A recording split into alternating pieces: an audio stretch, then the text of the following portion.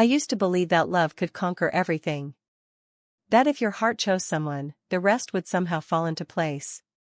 But no one tells you what to do when love starts to pull you away from who you are. It started in a coffee shop, how cliché, I know.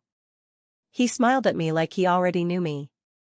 And I, who had always been cautious, felt something shift.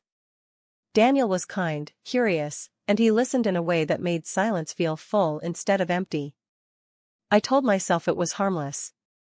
Coffee doesn't mean compromise. Laughter doesn't mean loss. But slowly, I began to hide pieces of myself, not because he asked me to, but because I feared what he might not understand. I skipped prayers when I was with him. I brushed off questions about Ramadan with vague answers. I laughed along when he joked about things I usually found sacred. And every time I let something go, a small voice inside me whispered, "This isn't you." One night, I stayed over at his place later than I should have. We were sitting on his couch, wrapped in a kind of silence that wasn't comfortable. He looked at me and said, "Do you see a future with me?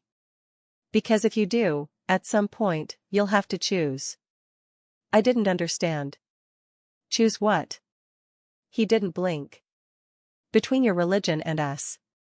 I'm not converting. And I don't want to be with someone who's half in and half out. That hit me harder than I thought it would. I wanted to scream at him for being unfair.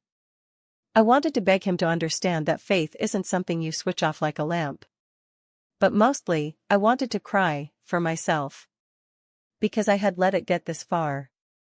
Because I had fallen for someone who would only love me if I edited who I was. That night, I walked home alone. I didn't even put on my headphones. The sound of the city was easier to hear than the sound of my own guilt. I haven't spoken to him since. I still miss him sometimes, like a wound that reopens when you least expect it. But when I pray now, there's no shame in it. No hesitation. Just me, talking to the one who never asked me to choose.